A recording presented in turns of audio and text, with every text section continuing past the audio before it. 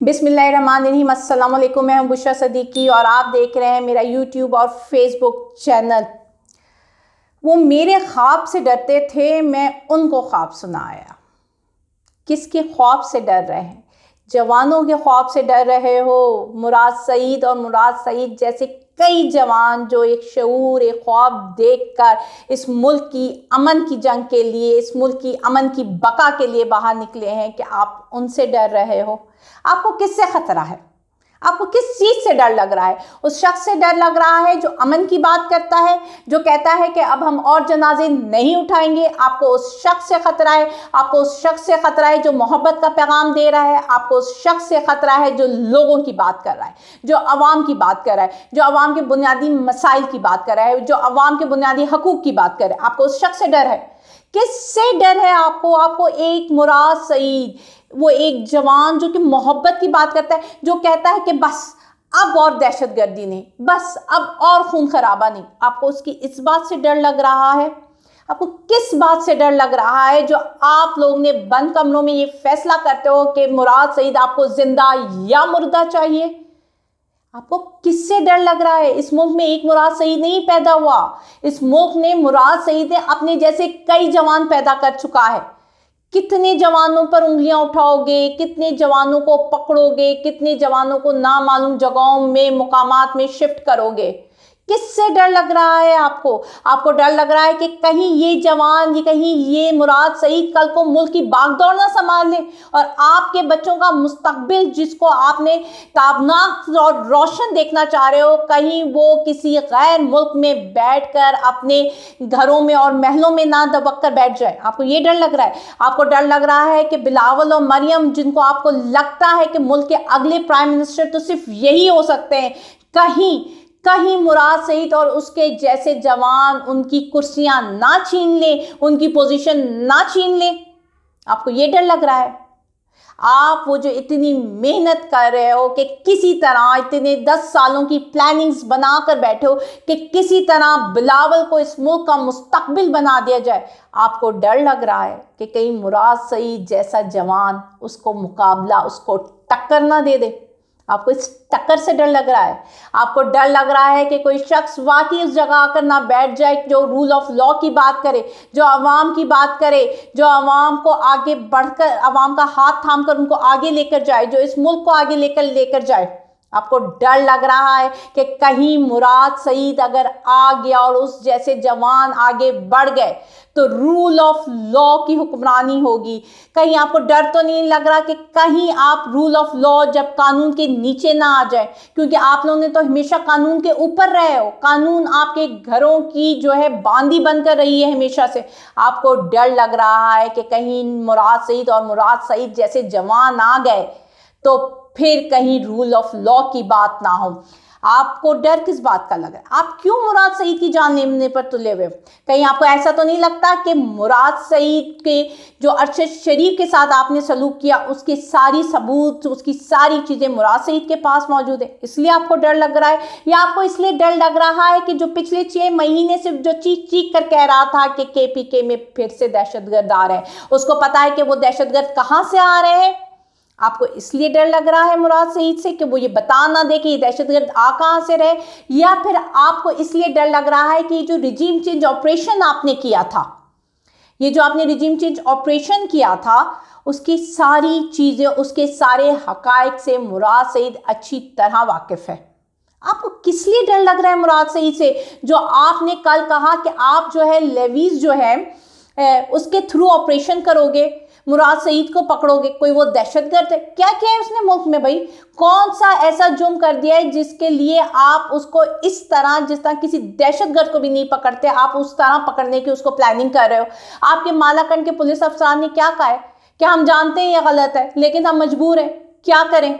क्यों आप उनको मजबूर कर रहे हो? क्यों वो फोर्स करें? वो ये जानते हैं वो गलत है, वो आपका हुक्म नहीं मानना चाहते, लेकिन क्यों आप उनको फोर्स करो? जब सब जानते हैं, अवाम जानती है गलत है, तो आप बात क्यों नहीं मान रहे हो? आप क्यों अपनी अना के पीछे लगकर इस मुल्क की तबाही कर रहे हो? आप जो आज कौन सा दिन है?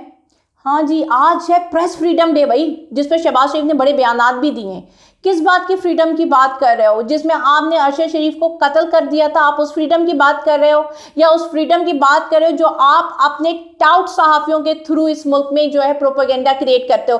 कल जब से बंद कमरों में मुलाकातें हुई हैं, क्या बिल्ड किया है आप लोगों ने? नैरेटिव बिल्ड नहीं किया आपने, आप लोगों ने क्रिएट किया है। आप लोग बंद कमरों में बैठ कर खबरें क्रिएट करते हो और उनको अपने टाउट सहाफ़ी के थ्रू जो है वो आगे मीडिया तक पहुंचाते हो। आप लोगों ने पूरी प्लानिंग कर ली कि किस तरह आप लोगों ने जी मुराद सईद के साथ सलूक करना है, किस तरह आपने दूसरे वर्कर्स के साथ सलूक करना है, और उसके बाद किस तरह ये सारा का सारा इल्ज़ाम आपने पाकिस्तान तहरीक इंसाफ पे लगाना है। यही आपने क्रिएटिव यही आपने नैरेटिव क्रिएट किया है ना कि जी अभी हम पीटीआई जो है वो अपने कारकुन, अपने बंदे खुद मरवाएगी, जहर देगी, कत्ल करवाएगी, दहशतगर्दी में कत्ल करवाएगी, और फिर हुकूमत पर इल्ज़ाम लगाएगी, और फिर जो है वो मुल्क में जो है इंतशार फैलाएगी। यही क्रिएट किया है ना अभी आपने। लेकिन आपको लगता है आपका ये चूरन बिकेगा या लोग इस पर यकीन करेंगे? क्या लोग अंधे, बहरे, गूंगे, सुमुन, बुकमुन, उम्यून की मिसाल बनी आवाम बैठी हुई है यहाँ पे कि उसको नज़र नहीं आ रहा कि कौन क्या करवा रहा है? यहाँ पे आप अरशद शरीफ को कत्ल हो गया, खामोशी।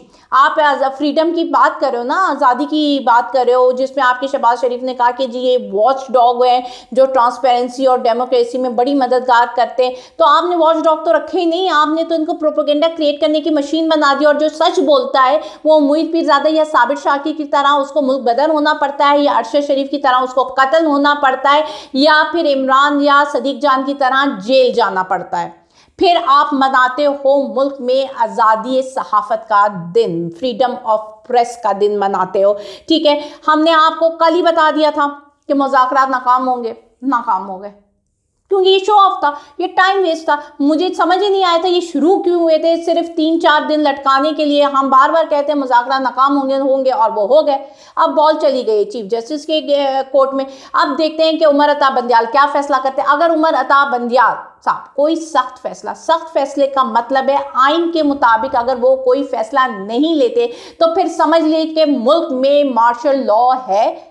ठीक है, क्योंकि मैं तो पहले ही दिन से जो हम आवाम में निकल रहे हैं और बातें कर रहे हैं, जिस तरह लोग डिसअपॉइंट हैं, वो तो यही कह रहे हैं कि हमें तो कहीं पे आइन, कहीं पे कानून नज़र ही नहीं आता।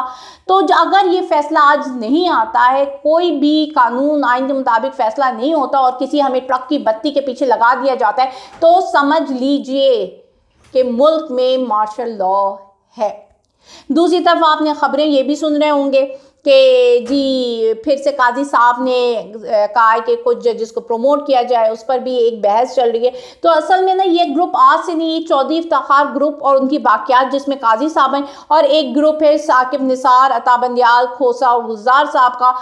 ठीक है, एक कहता है कि मेरिट पे होने चाहिए प्रमोशन, एक कहता है सीनियरिटी बेसिस में प्रमोशन होनी चाहिए।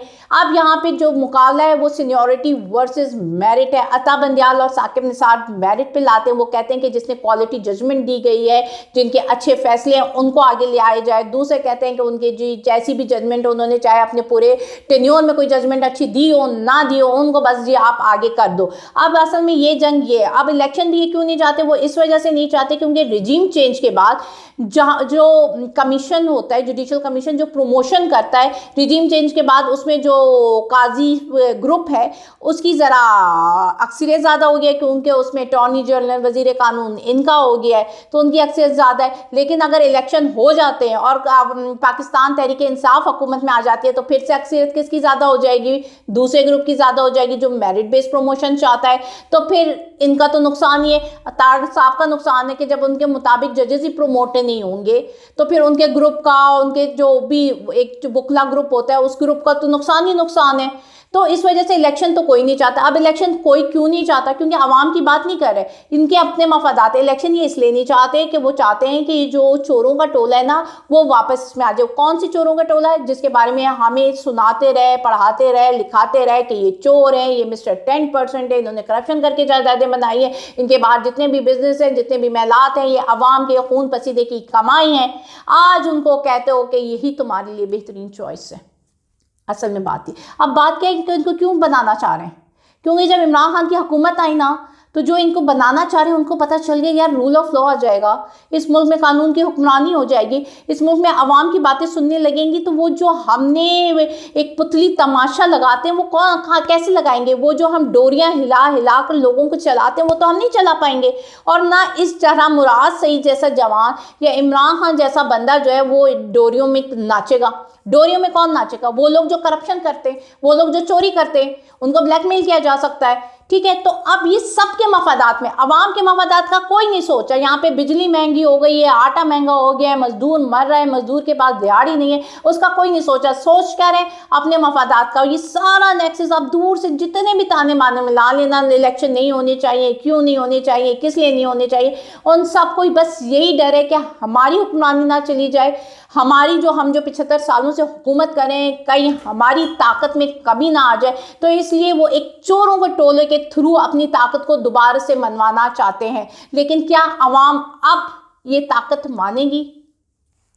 जवाब आप दीजिएगा, कमेंट्स कीजिए प्लीज़, और सब्सक्राइब कीजिए, बेल आइकन को दबाइए और मुझे बताइए क्या अब अवाम इनकी ताकत को मानेगी या फिर आवाज़ उठाएगी? जिस तरह मुराद सईद ने कहा था अब जनाजे नहीं आवाज़ उठाएंगे, तो क्या आप आवाज़ उठाएंगे? अल्लाह हाफिज़।